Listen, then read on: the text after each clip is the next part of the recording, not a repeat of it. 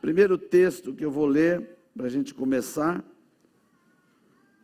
está no livro de Êxodo, no Antigo Testamento, capítulo 3.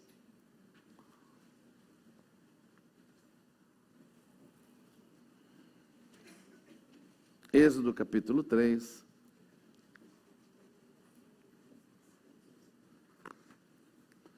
A partir do verso de número 1. Se você trouxe Bíblia, você acompanha. Se não trouxe, escute a leitura. Acho que não vai ter na tela, né? Se tiver, você pode acompanhar na tela Êxodo capítulo 3. Apacentava Moisés o rebanho de Jetro, seu sogro, sacerdote de Midian, e levando o rebanho para o lado ocidental do deserto, chegou ao monte de Deus, a Horebe. Apareceu-lhe o anjo do Senhor numa chama de fogo no meio de uma sarça. Moisés olhou, e eis que a sarça ardia no fogo, e a sarça não se consumia. Então disse consigo mesmo: irei para lá, e verei essa grande maravilha. Por que a sarça não se queima? Vendo o Senhor que ele se voltava para ver, Deus do meio da sarça o chamou e disse: Moisés, Moisés, e ele respondeu: eis-me aqui. Deus continuou: não te chegues para cá, tira as sandálias dos pés, porque o lugar em que estás é terra santa. Disse mais: eu sou o Deus de teu pai, o Deus de Abraão, o Deus de Isaque, o Deus de Jacó. Moisés escondeu o rosto, porque temeu olhar para Deus. Disse ainda o Senhor: certamente vi a aflição do meu povo, que está no Egito. Ouvi o seu clamor por causa dos seus agressores. Conheço-lhe o sofrimento. Por isso desci, a fim de livrá-lo da mão dos egípcios, e para fazê-lo subir daquela terra, a uma terra boa, ampla, terra que mana leite e mel, o lugar do cananeu, do eteu, do amorreu, ferezeu, eveu e jebuseu, pois o clamor dos filhos de Israel chegou até mim. E também vejo a opressão com que os egípcios estão oprimindo. Vem agora, e eu te enviarei a Faraó, para que tires o meu povo, os filhos de Israel, do Egito. Então disse Moisés a Deus: quem sou eu para ir a Faraó e tirar do Egito os filhos de Israel? Deus lhe respondeu: eu serei contigo, e este será o sinal de que eu te enviei. Depois de haveres tirado o povo do Egito, servireis a Deus neste monte. Aleluia! Essa é uma história conhecidíssima, mas eu quero me detalhar em alguns pontos importantes para a gente entender por que estamos aqui e por que precisamos tomar posição para sermos libertos. Você conhece que Moisés, ele nasceu no Egito, mas não era egípcio. E durante 40 anos da sua vida, ele morou no Egito, como filho de Faraó. Isso aqui é importante, irmãos, porque o filho de Faraó, na verdade neto, porque foi a filha do Faraó que adotou, Faraó era um rei que era Deus para o povo. Era alguém que tinha lei para mandar, desmandar, mandar, matar, fazer o que quiser. Ele era dono do Egito. Isso significa que quem estava morando no palácio de Faraó tinha direito a tudo do bom e do melhor da época. Para que muita gente saiba aqui, porque talvez muitos não entenderam o processo da matemática, da engenharia, da arquitetura, não estudaram essa área, mas toda a arquitetura, toda a engenharia, toda a matemática veio do Egito. Isso significa que na época de Moisés já tinha todas essas escolas. Tanto é que nos estudos paralelos você descobre que Moisés foi arquiteto. Ele que liderou muitas das construções das pirâmides do Egito. Então ele era um camarada que tinha muita ciência, muito conhecimento, tinha uma vida de mordomia até os 40 anos de idade. E como a Bíblia diz, não, como o mundo diz que a vida começa aos 40, alô? Quantos aqui já fizeram 40 anos? Já começaram a viver. Quem ainda não chegou nos 40, está tranquilo, é criança ainda. Quando chegar nos 40, mas por quê? tem que entender por quê. E esse ditado tem muito de verdade, apesar de ser um ditado popular. Porque quando você analisa a vida de uma pessoa, você descobre que um jovem de 20 anos, ele tem muita força física, mas não tem maturidade nenhuma. Quando você pega um velho de 80 anos, ele tem muita maturidade, mas não tem força nenhuma. Mas quando a pessoa chega nos 40 anos, ele está no auge da força e no início da sua grande maturidade. Você está aqui, irmão? Então, Moisés está com 40 anos quando ele descobre, na verdade, não é que ele descobre, ele sentiu que ele não era egípcio. E o povo dele, que era judeu, estava sendo escravizado, estava sendo maltratado. Era escravo mesmo, escravo no sentido nato da palavra. Não tinham casa, não tinham terreno, não moravam mais no seu país, eram escravos. E ele resolveu, porque ele era forte, sábio, filho do faraó, resolveu o problema com a própria mão. Então ele sai na rua e vê um soldado egípcio batendo em 2 judeus, ele vai lá e mata o soldado com a mão. Querido, a força dele era tão grande que ele matou com a mão sem arma nenhuma. E como o faraó não pode saber que alguém mata seu soldado, porque essa é a lei lá era assim, se fosse a mãe de faraó, mulher de faraó, filho de faraó, não importa, matou um soldado, é morte. Moisés sabia disso. Então quando Moisés vê que ele matou um soldado, ele enterrou o camarada rapidinho com a mão, você pode imaginar? Para que ninguém visse. Ele achou que não tinham visto. Porque no dia seguinte, ele ficou sabendo que todo mundo já sabia. E se todo mundo já sabia, Faraó ia matá-lo. O que ele fez? Deu no pé. E foi para onde? Deserto. Querido, deserto é deserto. Se você pensa que você está vivendo deserto, você não sabe o que é deserto. Deserto, irmão, é um lugar que não tem nada, é só areia, sol de 55 graus de dia e à noite cai abaixo de 0 no mesmo dia. Isso é deserto. Não tem onde se esconder. E ele foge para o deserto, a pé. Você pode imaginar quanto que ele não andou pela força física. E chega numa terra chamada Midian, no meio do deserto.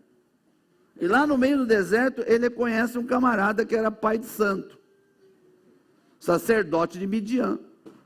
E é esse pai de santo que abriga Moisés. Ele passa a morar lá e casa com a filha do sacerdote, pai de santo. Alô? Você está me acompanhando? E lá ele começa a ter uma nova profissão. Para quem era toda a mordomia do Egito, melhor faculdade, melhor comida, melhor de tudo, agora ele vai ser, no deserto, pastor de ovelha.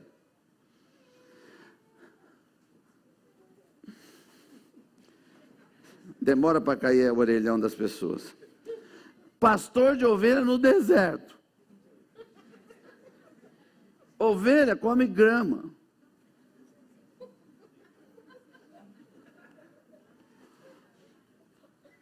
E ele agora levanta cedo, e lá não tinha internet, nem CD player, nem iPhone. O que levanta a pessoa era o sol, porque é sol quente, o camarada já não aguenta ficar na cama. E o tipo de roupa que ele tem que usar não é uma roupa leve, está calor, tiro tudo. Não, é o contrário, lá eles usam aqueles sobretudos enormes, mais grosso de quem usa no frio, com um capuz, tudo, porque se ficar no deserto, sem nenhuma proteção, morre queimado. Queimaduras de 1º grau. Então, anda com aquilo, levanta cedo, pega as ovelhas e vai procurar pasto. Aonde? Lembrando que o deserto de Jerusalém, perdão, o deserto de Israel, o deserto do Neguev, o deserto da Judéia, não são desertos planos. A gente vai para lá visitar Israel, você passa pelo deserto da Judéia, é montanha. E é tudo seco. Então ele tem que subir montanha, descer montanha, o dia inteiro, até achar um lugar onde tem pasto. E a hora que acha o pasto, para, e as ovelhas ficam comendo. Ele não tem ninguém para ir com ele. É ele e as ovelhas. Ele não tem jornal para ler. Ele não tem marmitex. Ele não tem vale-refeição. Ele não tem nada, irmão. Ele saiu de casa de manhã com um cantil de água, pão velho e algumas tâmaras, que é o que mais tem no deserto. E passa o dia inteiro. Sabe quantos anos ele fez isso? 40. 40 anos, sem aposentadoria. Sem feriado. Sem ponto facultativo. 40 anos. Agora pensa comigo, querido. Olha, querido, cabeça normal. Eu gosto de falar assim porque as pessoas espiritualizam as coisas e não vê a história. 40 anos fazendo isso, o cara emburrece. Se você estuda línguas, inglês e francês, e fica alguns anos sem estudar, você perde tudo. Imagina ele 40 anos, só ouvindo mé. Pensa. Agora, esse texto que eu li para vocês, de Êxodo 3, acontece quando ele tem 80 anos. Pensa, irmão. Ele já não é mais aquele jovem de 40, ele tem 80 agora. E 40 anos fazendo aquela profissão, cansado, emburrecido. A única coisa que ele sabe falar agora é mé. Porque foi o que ele mais ouve. E aí Deus aparece. Deus aparece, olha para ele e diz assim: Moisés, é você que vai salvar meu povo. Sabe o que ele falou para Deus? Né?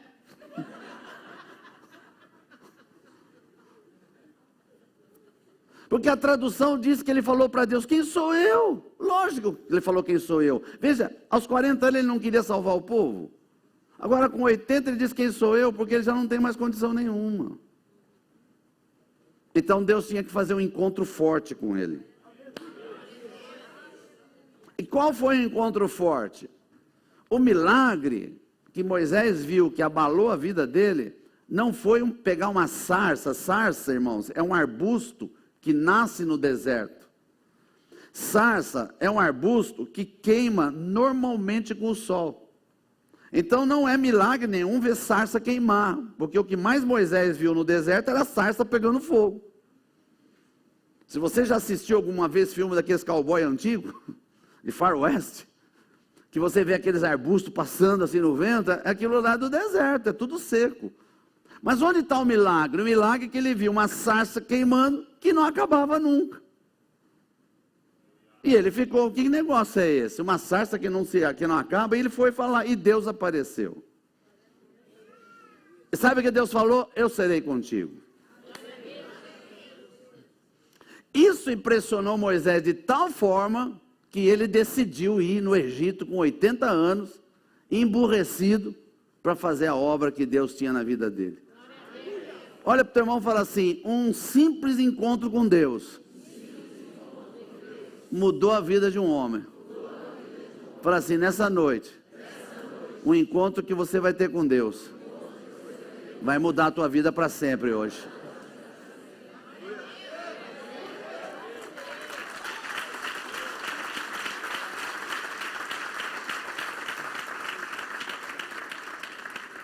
Eu vou continuar a história de Moisés um pouquinho para você ver a mudança. Porque um camarada que tem 80 anos, emburrecido, que não sabe fazer mais nada, sem cuidar de ovelha, e Deus pede para ele falar com o Faraó, que naquela ocasião era o rei máximo, e que mandava matar qualquer pessoa. Imagina ele ter que enfrentar Faraó sozinho. Ele tinha que ter uma convicção muito forte. E a convicção que ele tinha era tão grande que quando ele chega no Egito, ele confronta Faraó. E aqui tem um texto poderoso. No livro de Êxodo, no capítulo 10, o verso 24 em diante. Êxodo capítulo 10. O verso 24, veja, agora ele já está no Egito, pronto para conversar, discutir com o Faraó a saída do povo. É óbvio que Faraó não quer que o povo saia, são escravos, trabalham para ele de graça, fazem todas as construções gratuitamente. Então diz assim: Faraó chamou Moisés e lhe disse: ide servir ao Senhor, fiquem somente os vossos rebanhos, e o vosso gado. As vossas crianças irão também convosco. Respondeu Moisés: também tu nos tens de dar em nossas mãos sacrifícios e holocaustos que ofereçamos ao Senhor nosso Deus. Também os nossos rebanhos irão conosco, nem uma unha ficará, porque dele havemos de tomar para servir ao Senhor, nosso Deus, e não sabemos com que havemos de servir ao Senhor até que cheguemos lá. Eu li o final da história da negociação, mas depois você, com calma, se você tiver curiosidade, você lê o texto completo de Êxodo, você vai descobrir uma coisa interessante. Quando Moisés ia conversar com Faraó para liberar o povo judeu de lá que era escravo, Faraó se intimidou.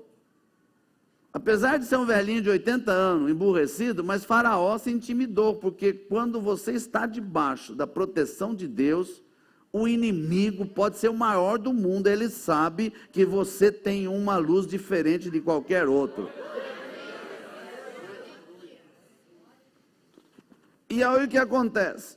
Faraó, quando percebe isso, tenta negociar. Você vai ler depois no texto que, logo na primeira vez, Faraó disse o seguinte: vocês querem ir embora? Quer servir o Senhor? Vão, mas deixa os velhos aqui. Moisés disse: não, tem que ir todo mundo. Passou um tempo, Moisés volta, e ele diz: quer ir? Leva os velhos, mas deixa as crianças. Na última vez, ele disse: pode ir todo mundo, mas deixa o gado. O que Faraó está querendo? Ficar com alguma coisa na mão para poder trazê-los de volta. E esse Moisés, que tinha 80 anos, emburrecido, e que só cuidava de ovelha, pela experiência que teve com Deus, ele chega diante de Faraó e diz assim: nenhuma unha vai ficar aqui. Eu vou repetir, porque se eu tenho agora um projeto, e Deus tem um projeto na minha vida, eu não quero mais nada do Egito. Põe a mão no teu irmão e fala assim: a tua libertação só começa se você tomar uma posição. E essa posição é: tudo que é do mundo, tudo que é do diabo, não vai ficar mais nada na mão dele. Nem uma unha.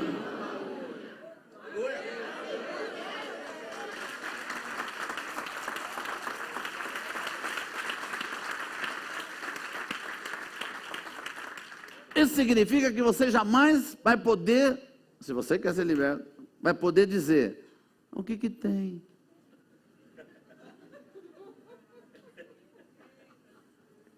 Todo mundo faz. Meu irmão, todo mundo faz, Deus não faz. E quem liberta é Deus, poder do Espírito Santo que liberta, e não o que todo mundo faz.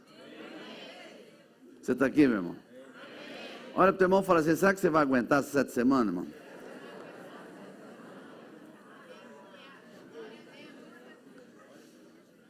E decisão você precisa tomar. E a decisão é que vai levar você a ter vitória ou derrota. Há uma arma que você tem na sua mão. Deus deu essa arma para você. E essa arma, o diabo não pode pôr a mão, nem Deus. Ele deu para você a sua. Chama-se livre-arbítrio.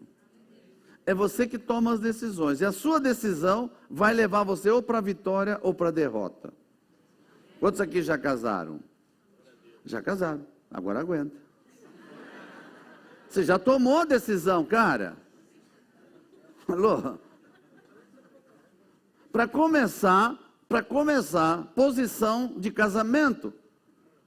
Se você quer ser abençoado e quer ser liberto, dentro da palavra de Deus, Deus não aceita divórcio. Ponto número 1.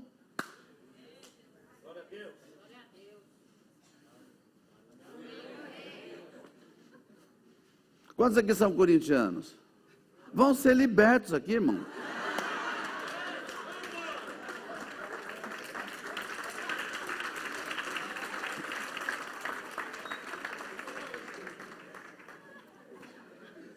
Alô? Santo Israel. Deixa eu dar mais um texto para a gente continuar. No livro de Números, seguindo a Bíblia aí, na sequência, mais alguns livros, você vai encontrar um livro chamado Números, capítulo 13, a partir do verso 26.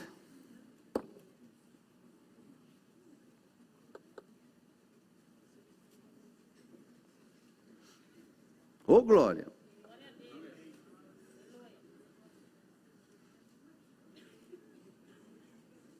Põe a mão no nome de alguém e fala, você está com uma carinha de condenado, irmão.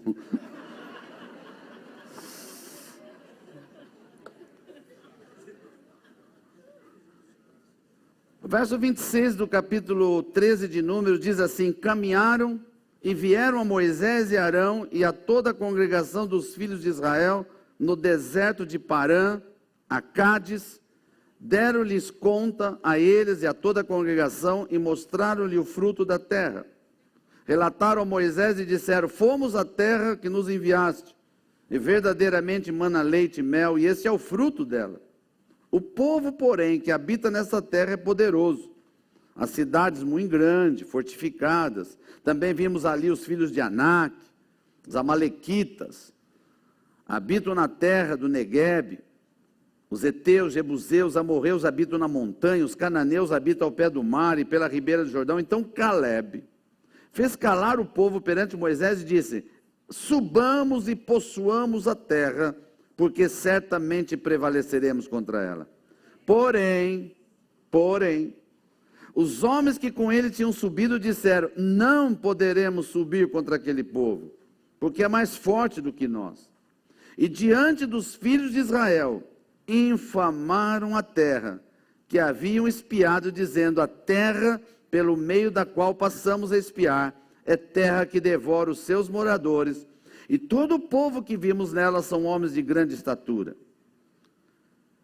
Também vimos ali gigantes, os filhos de Anak são descendentes de gigantes, e éramos aos nossos próprios olhos como gafanhotos, e assim também o éramos aos seus olhos. Onde nós estamos nessa sequência? Eu já pulei um bom pedaço. O povo já está saindo do Egito, amém? Moisés venceu. Alô? Na verdade, Deus venceu. Moisés só foi instrumento. O povo sai do Egito com uma esperança. Quantos aqui tem esperança? Não, só os que têm esperança de algo poderoso na sua vida. Você imagina esse povo que 430 anos foram escravos, igual o Brasil. Nós somos escravos desde a fundação. Cada hora é um grupo que nos escraviza. É incrível, nós somos sempre escravizados. Então eles foram escravizados 430 anos. E agora tem uma esperança. E a esperança é Deus próprio falando, vou levar vocês para uma terra que mana leite e mel. Não, fica tranquila, lógico. Hoje em dia seria diferente, porque naquela ocasião falar leite e mel era o que tinha de melhor da terra, irmão. Para quem comia água, pão velho e tâmaras, leite e mel era... Hoje seria Deus falando, olha, vou levar vocês para uma terra que tem picanha, sorvete, pudim de leite, aleluia.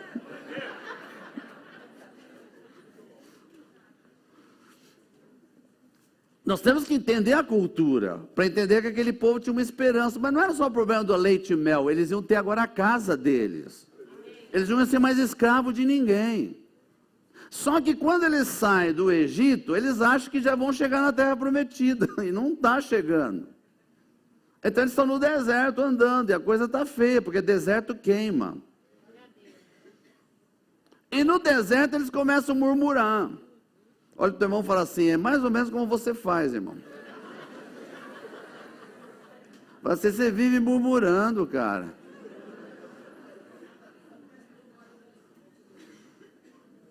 Eles começam a murmurar porque começam a dizer assim, cadê a terra? Cadê a terra? Cadê a terra? Cadê a promessa?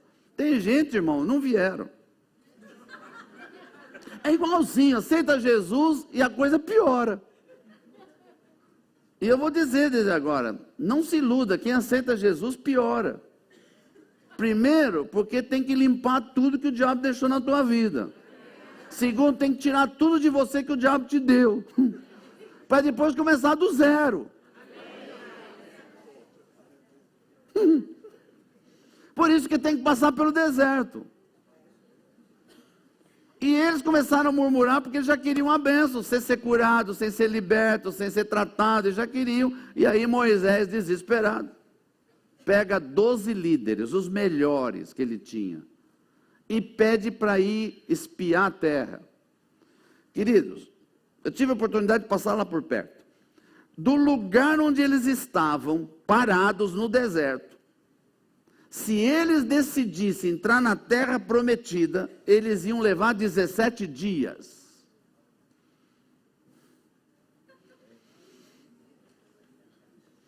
Tomaram uma decisão por medo e ficaram no deserto rodando por 40 anos. Olha, o teu irmão fala assim, que o pastor está dizendo que a tua decisão hoje pode te levar rápido para a bênção, ou deixar você rodando 40 anos no deserto.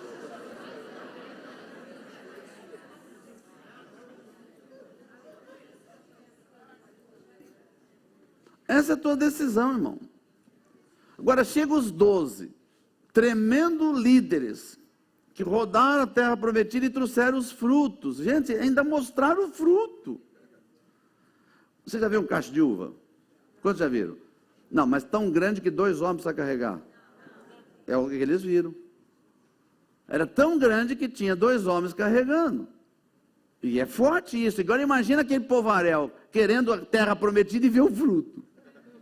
Existe a terra, gente. Mas tem 10 caras dos 12 que dizem, não dá para ir lá, porque os caras são gigantes. E nós somos gafanhotos.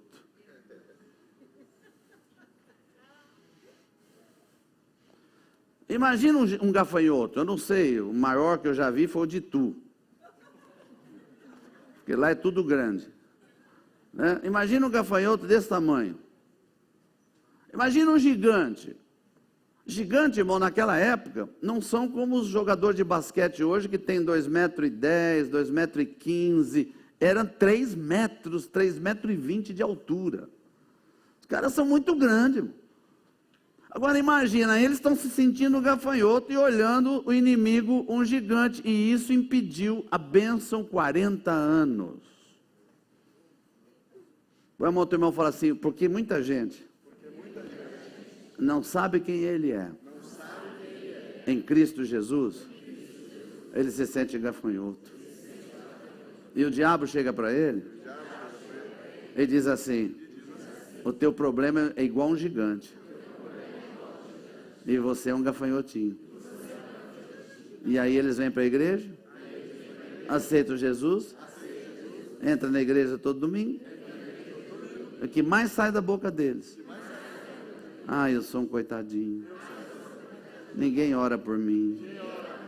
Ah, eu preciso de ajuda. Ah, eu vou ser destruído.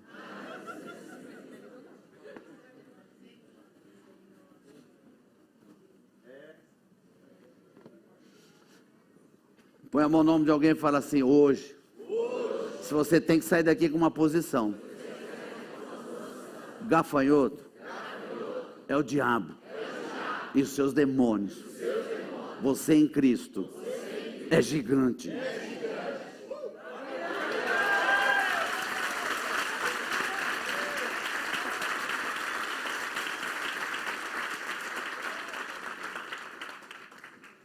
Quantos estão entendendo? A coisa é muito interessante, irmão, porque isso trabalha com a mente das pessoas. E o grande problema de guerra espiritual está na nossa mente, de nós vencermos nossos próprios medos, as nossas próprias dificuldades. E isso tudo é tomar posição. Põe a mão no nome de alguém e fala assim, se você quer ser liberto, só tem um caminho. Tomar posição em Cristo. Eu já vou desmistificar algo aqui, porque eu sei que tem gente que já foi em tudo que é lugar. Meu irmão, não adianta você fazer as 7 semanas, sair daqui na Neuza Etioca, depois ir na Valnice, depois no Cowboy, depois nos 318 Pastor, e ficar de lugar em lugar pedindo bênção, irmão. Você nunca vai ser liberto. O que te liberta, primeiro é tomar posição. Quando você tomar posição, a libertação começa na tua vida. E tomar uma posição é saber o que é que Jesus fez por você. Eu não venho com essa história, Jesus me salvou. Isso é ridículo. Falar que Jesus te salvou, a obra que Jesus fez é salvar você. Jesus salvou, libertou, curou, tirou os carrapichos de você, libertou tua família, restaurou, te deu autoridade, te vai levar para o céu, você vai, só me salvou. É muito mais do que a gente pensa o que Ele fez por nós. E a gente despreza tudo isso quando a gente se sente um gafanhoto.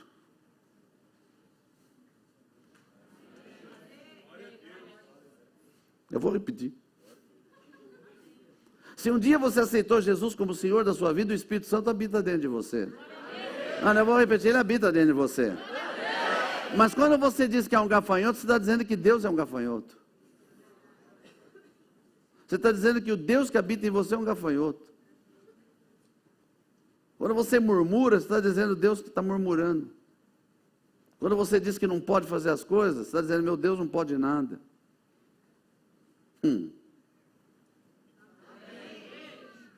Põe a mão no teu irmão e fala, você vai aguentar mesmo 7 semanas? Fala assim, porque essa noite é light.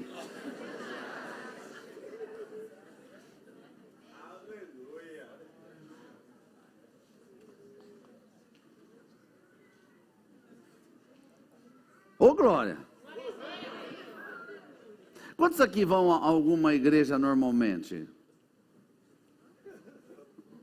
Amém. Ok, não vou fazer outra pergunta não, fica tranquilo. Mas sabe o que me impressiona? Me impressiona como as pessoas mudam do domingo à noite para segunda-feira de manhã. Camarada vai na igreja, e eu conheço muitas igrejas, e sei que as mensagens têm sido tremendas. As mensagens têm sido mudadas. E eu vejo pastores falando coisa poderosa. E eu vejo o povo já saindo com a mão erguida. Eu posso todas as coisas. O cara sai da igreja inabalável até segunda de manhã. Quando chega segunda de manhã, que ele acorda, ele lembra dos problemas dele e já começa. Ó dia, ó azar, ó dia, ó azar. E começa. Quando chega segunda noite, ele já está ligando para o pastor. Ora por mim, pastor.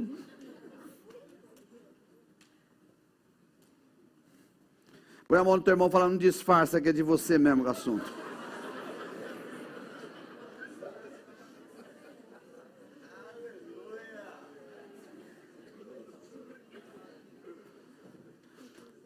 E tem mais. Não adianta você ler livro de autoajuda, ir atrás de ficar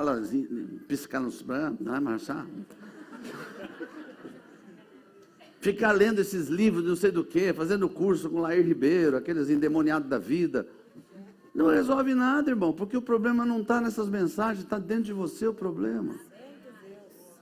No momento que você aceita Jesus, tem que mudar algo dentro de você. Se não mudou, você não aceitou. Você é só um convencido, assim como os corintianos. Porque eles não gostam de ser corintiano, mas eles se convenceram. Eles querem ser São Paulino, mas não tomam decisão. Orgulho, eu tenho orgulho. Glória a Deus.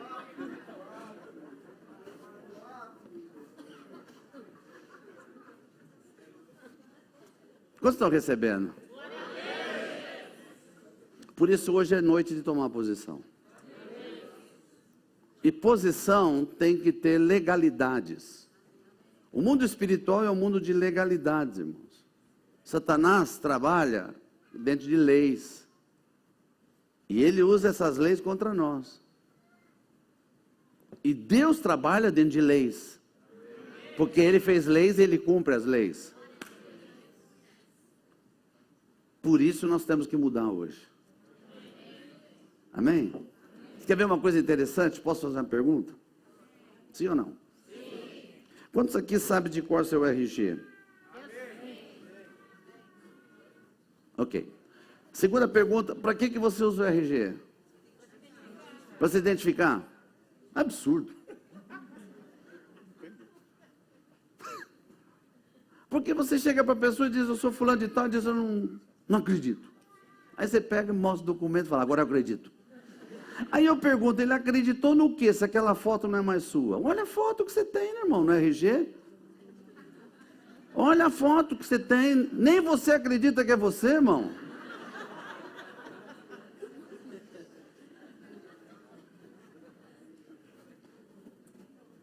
Por que a pessoa foi obrigada a acreditar? Porque RG, independente da foto, é um documento oficial.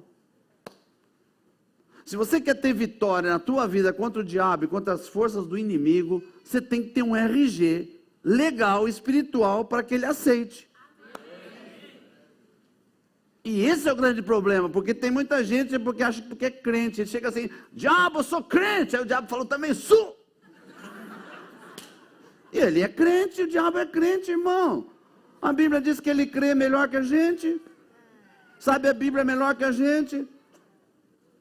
Põe a mão do teu irmão e fala assim, a partir de hoje, você vai deixar de ser crente.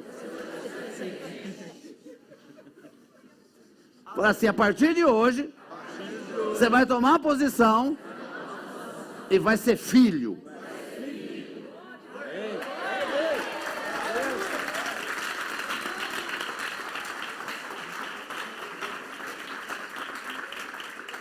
Porque ele não pode imitar, porque ele não é filho.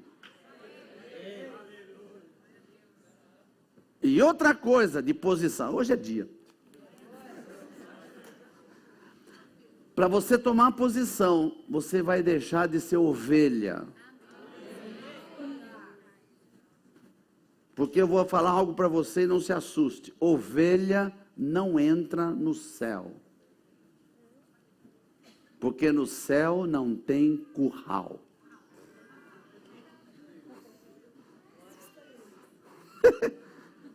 No céu tem casa. Jesus falou, na casa do meu pai tem morada. Ele não falou que tem curral. Lá só entra filho.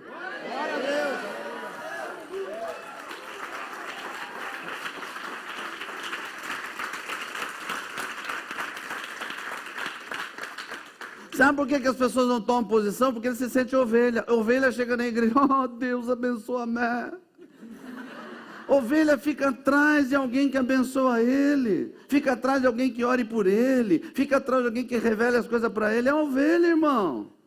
Filho não. Pera, eu sou filho, eu tenho posição. Eu sei quem eu sou, eu tenho pai, eu sei quem é meu pai. Eu sei tudo. Eu sei o que ele escreveu. Então agora eu sei a diferença.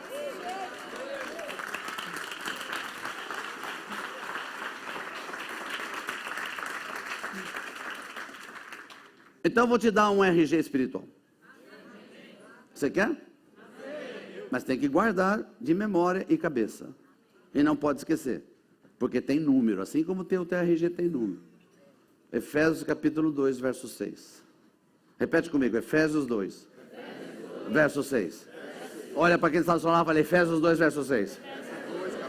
Fala para quem está do outro lado e diz Efésios 2, verso 6. Olha para trás e diz Efésios 2, verso 6.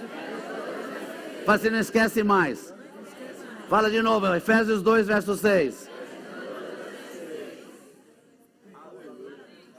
Vamos lá? Leia comigo. E nos ressuscitou, juntamente com Ele, e nos fez assentar nos lugares celestiais, com Cristo Jesus.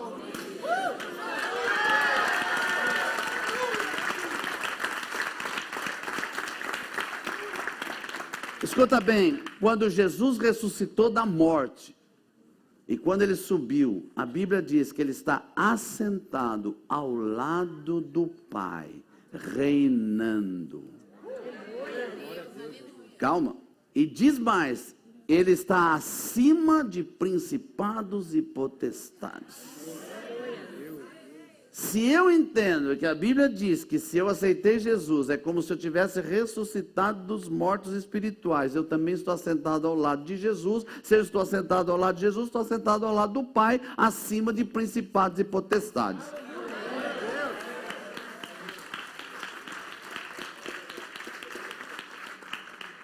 Põe a mão no teu irmão e fala assim: apesar da tua cara, é verdade, irmão.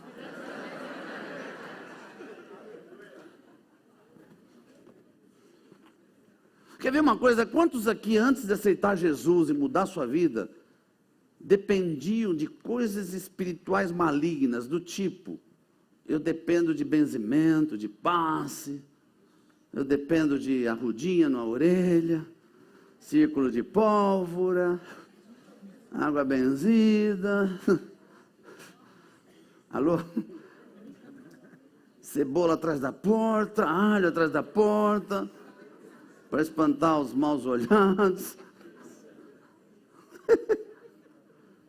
Quantos dependiam dessas coisas antes de aceitar Jesus? Levante a mão, só os honestos. Ok. E aí você um dia aceitou Jesus? Sim ou não? Sim.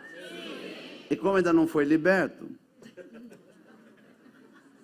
começou a usar as mesmas coisas através de coisas da igreja.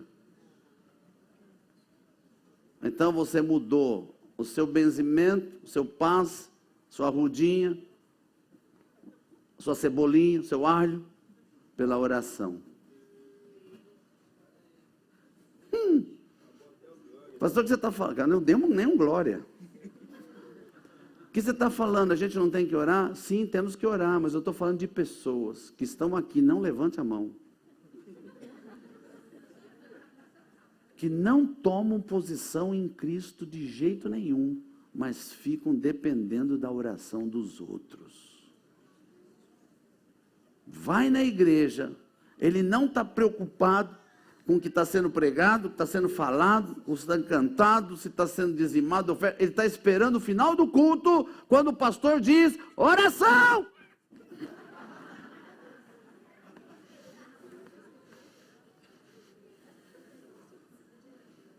E sempre as mesmas pessoas.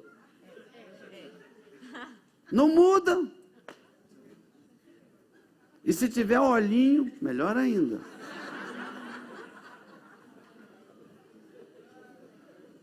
O dia que o pastor não unge, o culto hoje foi fraco. Porque está dependendo de coisa para tomar posição. Por isso eu quero dizer para vocês que estão começando aqui, essa primeira noite que é light, que há 3 tipos de oração que eu não oro por ninguém. É bom você saber para ninguém vir procurar comigo no fim. Primeira oração: pastor, ora por mim. Qual motivo, irmão? Ora qualquer coisa. Eu não jogo oração fora. Segundo: pastor, ora para ver se Deus revela. Irmão, eu não sou Kodak, irmão. Vai na Kodak, tem revelação lá.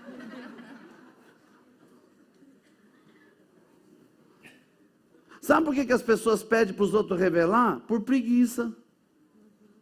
Porque Deus não tem filhos diferentes dos outros. Não tem o filho queridinho, os outros não são. Deus não faz acepção de pessoa nenhuma, nem por cargo, nem por título. Quem procura Deus, Deus revela.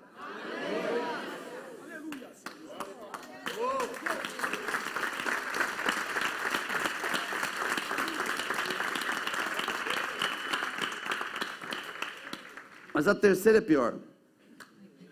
Pastor, ora por mim. Por quê, irmão? Porque o diabo fez miséria comigo. Esse eu não oro. Esse eu dou cinta nele. Eu digo: irmão, você não está precisando de oração, você está precisando de cintada. Você precisa ler a Bíblia inteirinha para você saber quem é Jesus e quem você é em Cristo. O diabo não tem autoridade para fazer isso na tua vida. E se você deixou, se ele fez, é porque você deixou. Você está aqui, irmão? Põe a mão no nome de alguém e fala: vai pedir oração para ele, vai.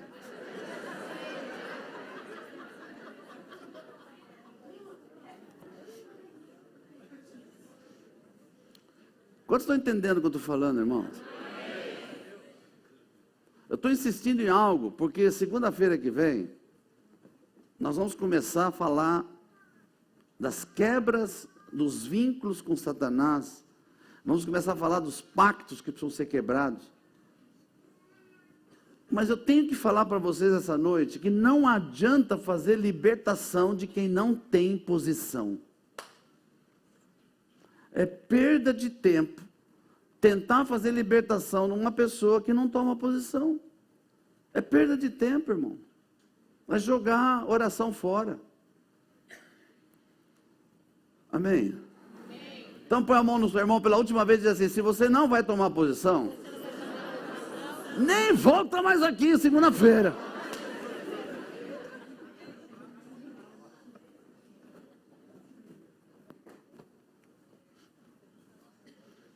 Alô? Sabe, irmão, depois de 25 anos fazendo ministração aqui, nós já ministramos mais de 50 mil pessoas. Chega uma hora que não dá mais. Um dia me ligaram aqui de uma igreja batista, pastor. E o pastor disse assim para mim: pode me ajudar, pastor Gés? Eu falei: lógico, meu trabalho é ajudar os outros. Então, tem um rapaz aqui que ele é do louvor da igreja. Eu falei: ah, que bom, está precisando de libertação, está assim. O que aconteceu? Olha, termina o culto, ele vai para a casa da namorada e transa com ela. Segunda-feira ele vem aqui, ele chora, ele se arrepende, ele pede ajuda, ele quer ser liberto. Eu falei: o que vocês já fizeram? Nós já oramos, já oraram. Já expulsou? Já levamos na Neuza Tioca. Já levou na Neuza Tioca, já. E ele continua. Eu falei: fala para ele que eu não vou, ele é um sem vergonha. Ele não quer ser liberto. Porque a pessoa que quer ser liberta, ele muda de vida.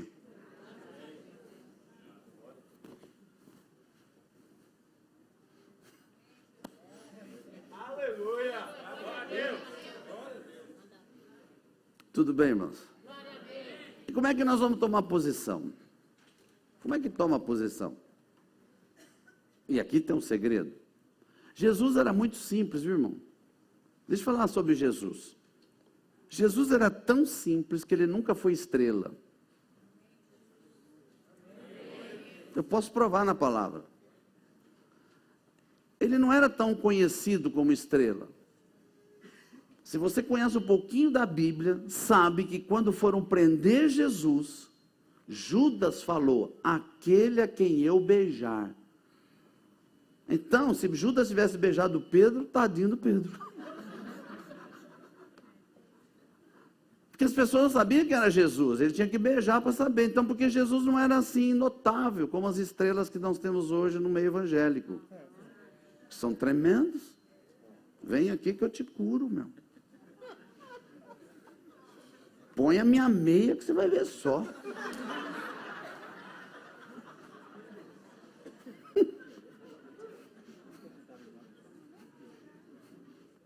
Jesus nem meia tinha. Usava sandálias sem meia. Jesus era tão simples que a mensagem dele não precisava de teologia, nem de diálogo, nem de dicionário. Ele falava de ovelhinha, falava de uva, falava de semeadura, falava das coisas simples para o povo entender ele. Então a gente vai tomar posição e as pessoas ficam esperando uma oração forte. E eu não encontrei na Bíblia oração forte. Ou então as pessoas ficam esperando, o pastor vai orar e tchá, tchá, tchá, tchá. Oh, esse é bom.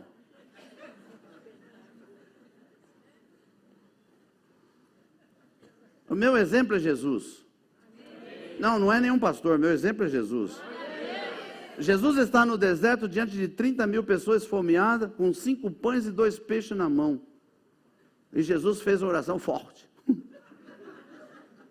A oração de Jesus foi levantar a mão e dizer: Pai, te dou graça. Só isso. Porque tudo está aqui, ó, de você crer ou não crer no que você está falando. Amém? Vocês estão entendendo? Amém. Então, como é que nós vamos fazer? Nós vamos orar juntos. Mas eu tenho que ajudar os homens agora. Porque a dificuldade são os homens, irmão. Homem não é fácil, irmão. Meu Deus. As mulheres são mais fáceis de ser libertas que os homens. É verdade. As mulheres têm um sentimento diferente, a alma delas. Foi Deus que criou. O homem é muito racional. Para ele tem que ser 2 mais 2, tem que dar 4, irmão.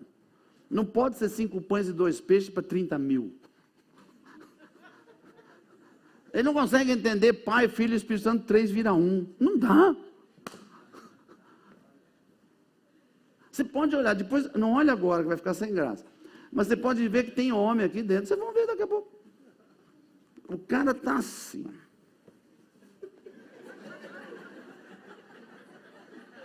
Aí você olha para ele, você conhece a pessoa, sabe que o cara está podre. Mas ele está assim. E se você falar, quem ajuda? Quero nada. É homem, irmão, homem é assim.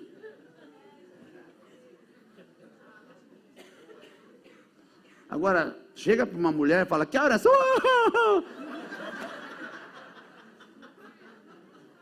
É diferente. Então, por que eu tenho que ajudar os homens? Já que você é racional, como eu, então nós vamos ter que ser ajudados, para entender que a coisa é simples. Quando Deus falou que o anjo da morte ia passar no Egito à meia-noite, e nas casas que não tivesse sangue no umbral da porta, o anjo da morte entrava e matava, eu tenho que entender algo racional. Vamos lá. Sangue de animal morto, depois de um tempo, que cor que fica? Preto, ok. Umbral das portas e janelas do Egito naquela época, estuda, eram madeiras do rio Nilo, madeiras escuras. Os tijolos não eram caiados nem pintados, eram de palha queimados no sol, escuros. Não tinha eletricidade.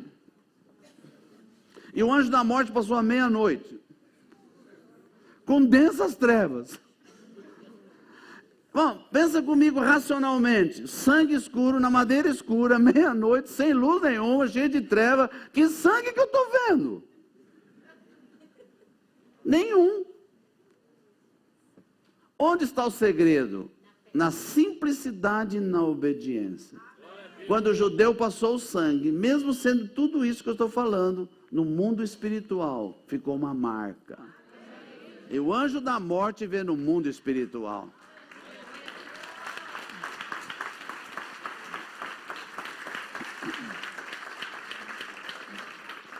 Por isso que ao fazermos essa declaração aqui na frente, eu vou explicar como que é, talvez não aconteça nada e não deve mesmo, porque é algo físico. Mas no mundo espiritual vai ter uma mudança de nível na tua vida. Agora escute. Há um tribunal que está 24 horas no ar. Se você já foi a algum tribunal, alguém já foi aqui? Tribunal? Ok. Tem juiz? Ok. Tem advogado de defesa? Tem acusador? Tem que ter testemunha? E tem que ter um réu. Lógico. Então imagina que eles copiaram isso do céu e é verdade. Deus é juiz, está sentado no seu trono 24 horas. Jesus é advogado de defesa. Está escrito na palavra. Satanás é o acusador. Está escrito na palavra. A igreja e os anjos são testemunhas. Isso significa que eu e você, individualmente, temos que entrar no tribunal e declarar quem é o Senhor da nossa vida. E não adianta dizer que é Jesus, só. Ao silêncio. E aí que está o segredo. Se o mundo trabalha com legalidades, o mundo espiritual, eu tenho que ter legalidade de qual Jesus que eu estou aceitando. Porque a palavra Jesus tem em todo lugar. Pensa num camarada que era budista. E ele chega na igreja. E você diz, quer aceitar Jesus? Levante a mão. Ele levanta a mão. Mas qual Jesus que ele está aceitando? O que ele conhece. Lá no budismo ele conheceu Jesus. Só que lá é profeta. Igual o Buda.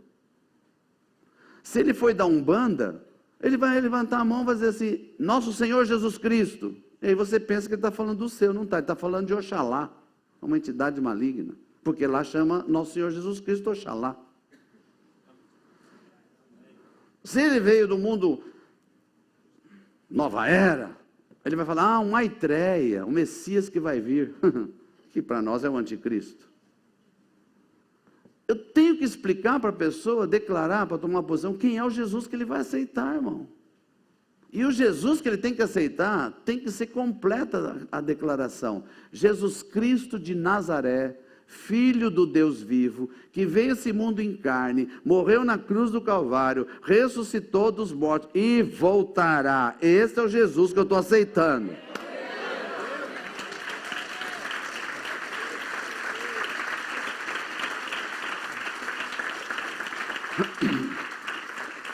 Quando você faz uma declaração dessa, publicamente, como se fosse um tribunal, diante de testemunha, anjos e igreja, não tem alternativa. O diabo sabe que você aceitou o certo.